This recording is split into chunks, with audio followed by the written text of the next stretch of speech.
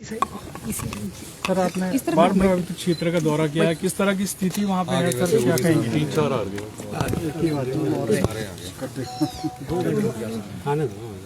पहले आने थे तब तो थक गया मैं, पूरी रात सोया। चलो तब तक सर थोड़ा चलो आइए। लेडीज आ गया लेडीज फर्स्ट।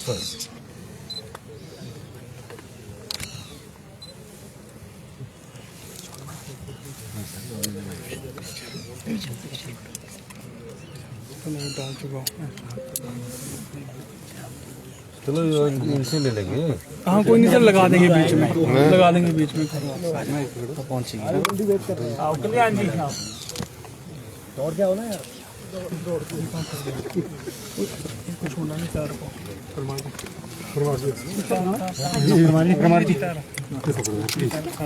जी पकड़ लो यार, जी भी पकड़ लो। नहीं है मेरी जगह नहीं यार, मैंने कहा सर नीचे करो, इधर इधर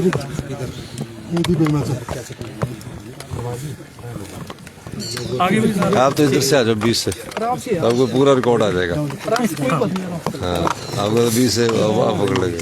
जी सर, जी सर आपने बाढ़ प्रभावित क्षेत्रों का दौरा किया सर, इस वक्त स्थिति क्या है सर? आप आज वापस शिमला भी लौटे हैं।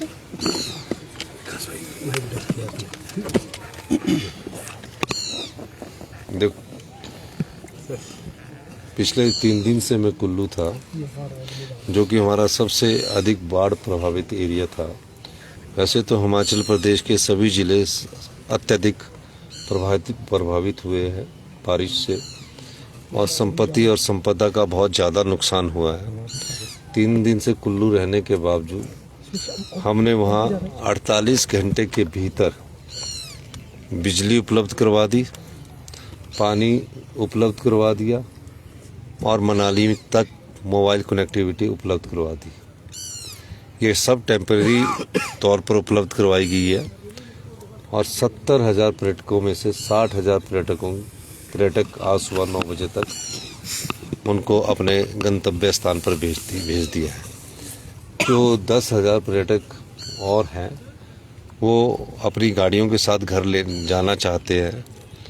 हमने उनसे कहा है कि आप अपनी गाड़ियां रख दीजिए, हम आपको रिसीप्ट दे रहे हैं, जब रोड ठीक होगा तो उस समय आप अपनी उन गाड़ियों के माध्यम से दोबारा अपनी गाड़ियां ले जा सकते हैं। मनाली में 90% पर्यटकों को निकाल लिया गया है। कसोल, खीर गंगा, बख्शैनी, ये पुलगा, ये कुछ एक ऐसे क्षेत्र है जहाँ यूथ पर्यटक बहुत ज़्यादा होता है।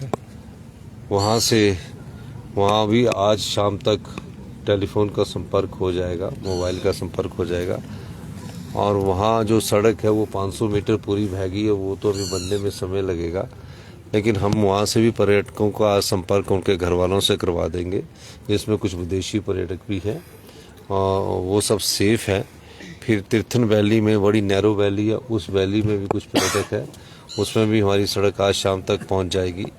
पंडो से हमारा मंडी वाला रोड है, उसमें कल शाम तक मुझे उम्मीद है कि वो खुल जाएगा, और तकरीबन 15,000 गाड़ियों को हमने निकाला है कल रात तक।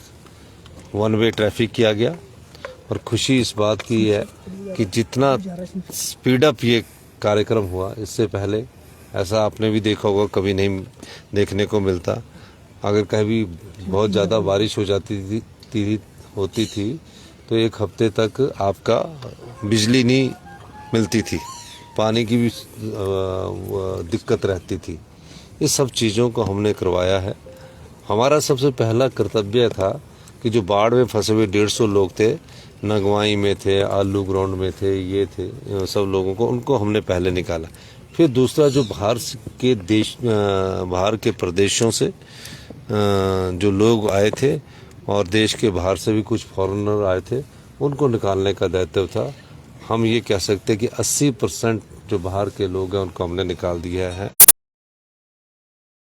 चलाने के लिए समय लगेगा, लेकिन मेरा ये मानना है कि हम लोगों ने जितना तेज़ी से काम किया उसका ये फ़ायदा हुआ कि हमारे जो टूरिज्म स्टेट होने के कारण ये सब लोग बाहर निकल गए।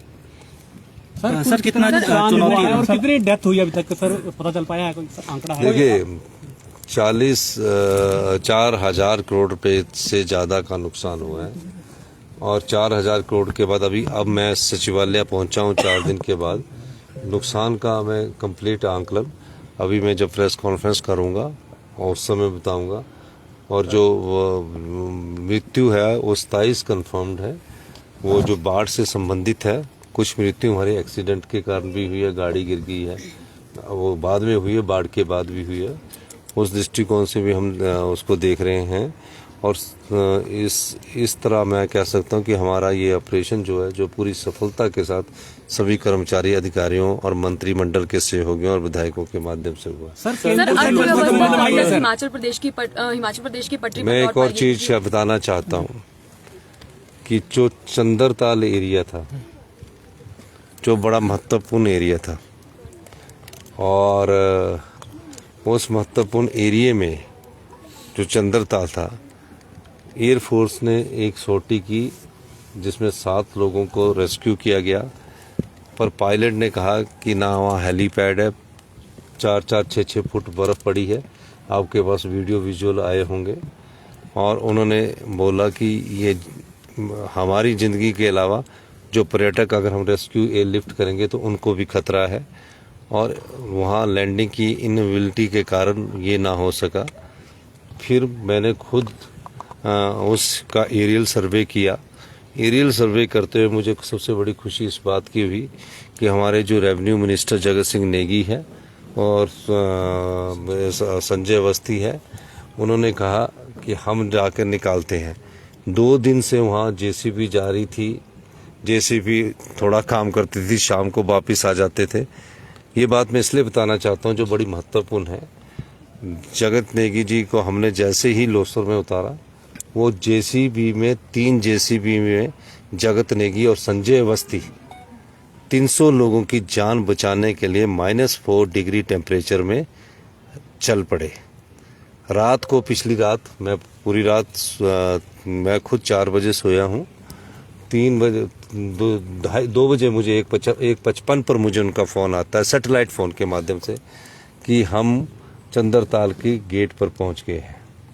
और जैसे ही वो चंद्रताल के गेट पर पहुंचे, सभी पर्यटकों की आंखों में आंसू आ गए और उन्होंने हिमाचल सरकार का भी धन्यवाद किया, मंत्रिमंडल का धन्यवाद किया। नेगी जी की सूझबूझ से और अवस्थी जी की कार्यप्रणाली से, दोनों की कार्यप्रणाली से उन्होंने सुबह 7 बजे चलने का निर्णय किया।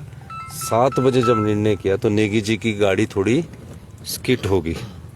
थोड़ा बहुत स्किट होने के बावजूद भी उन्होंने हार नहीं मानी। 1 किलोमीटर चलने के लिए 6 फुट और 4 फुट बर्फ में, जो बर्फ -4 डिग्री में जमी हुई थी, गाड़ियां खिसक रही थी, उन्होंने सभी पर्यटकों को लोसर पहुंचाया। और मुझे 65 साल की उम्र में नेगी जी, जहां ऑक्सीजन की कमी है, उन्होंने हिम्मत की। उन्हें हम जगत नेगी जी और संजय अवस्थी जी को हम सल्यूट करना चाहते हैं। अगर आपने ये प्रयास ना किया होता तो हो सकता था कि वहाँ बहुत बड़ी घटनाएं घट सकती थी। बहुत लोगों के चंद्रताल से, टूरिस्टों के पूरे हिंदुस्तान के वहाँ से फ़ोन आए।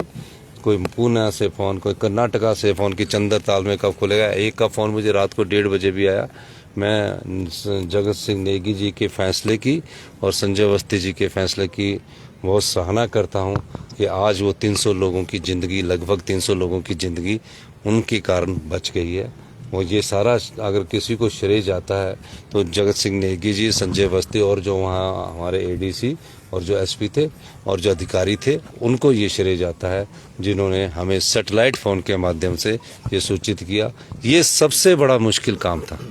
इस मुश्किल काम में एयरफोर्स के पास भी, एयरफोर्स ने भी लैंडिंग की इनएबिलिटी होने के कारण हाथ खड़े करती थी। ये सबसे बड़ा मुश्किल काम था। बाकी जगह तो चाहे हम कैसे भी आदमियों को भेज के फ़ोन पर कांटेक्ट कर रहे थे, तो ये बहुत बड़ी बात है।